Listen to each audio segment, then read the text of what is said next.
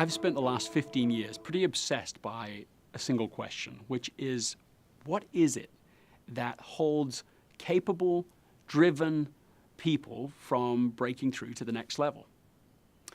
And the answer to that question, to my great surprise, is success. I first observed this working with executive teams in Silicon Valley, where I noticed that when they were focused on a few things, it led to success. But success breeded so many opportunities and options that diffused the very focus that led to success in the first place. And so, exaggerating the point in order to make it, I found that success becomes a catalyst for failure, because it leads to what Jim Collins called the undisciplined pursuit of more. The antidote to that problem is the disciplined pursuit of less but better. That means exploring the very critical things you want to pursue and being willing to then, number 2, eliminate the rest, and number 3, build a platform for effortless execution so that doing what is essential becomes the default position, not just the rare occasion. My position is that when people really get a chance to think and have the space, that they can quite easily discern between the things that are essential to them, important to them, and those things that are not. The problem is not our ability to discern, it's that we don't have the space to take the time to discern. Once we have that perspective, we can think through it. So my position is that we need to develop a routine that enables that space to think. In a world where we have so much information, we need more time to think and process it, not less.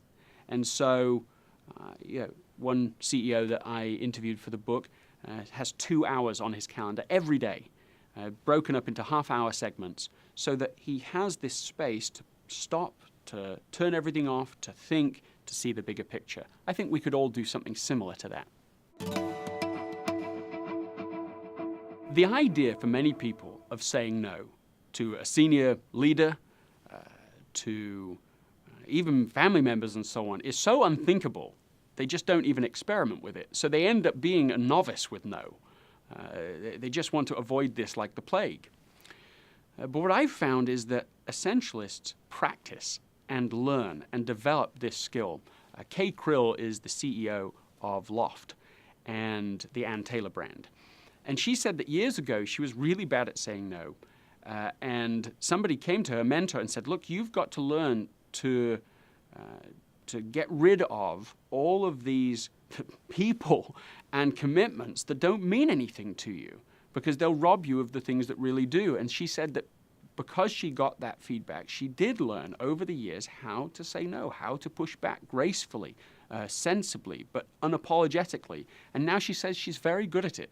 And it saved her so many wasted hours, wasted days, wasted commitments, because she actually learned to develop a repertoire for saying no.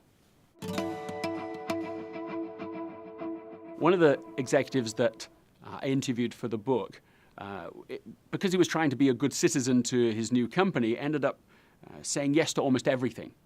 And his stress was going up, the quality of work was going down, and so he started to, with an experiment, saying no more often, being more selective. And what he found was that the meaning of his work was going up, the value of his work to the company was going up, his stress was going down, and he ended up with one of the best performance evaluations of his career and one of the largest bonuses of his career. In that little story, there is the argument for essentialism, that by focusing on the few things that are really essential, we're actually able to make a more valuable contribution.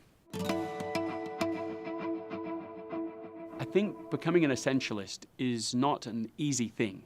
I certainly think it's a revolutionary thing. You find yourself saying no when other people are saying yes. You're going to be saying yes when other people are saying no.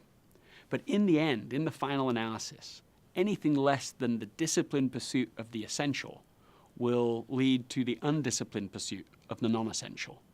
And that's a price I don't think many of us would deliberately choose.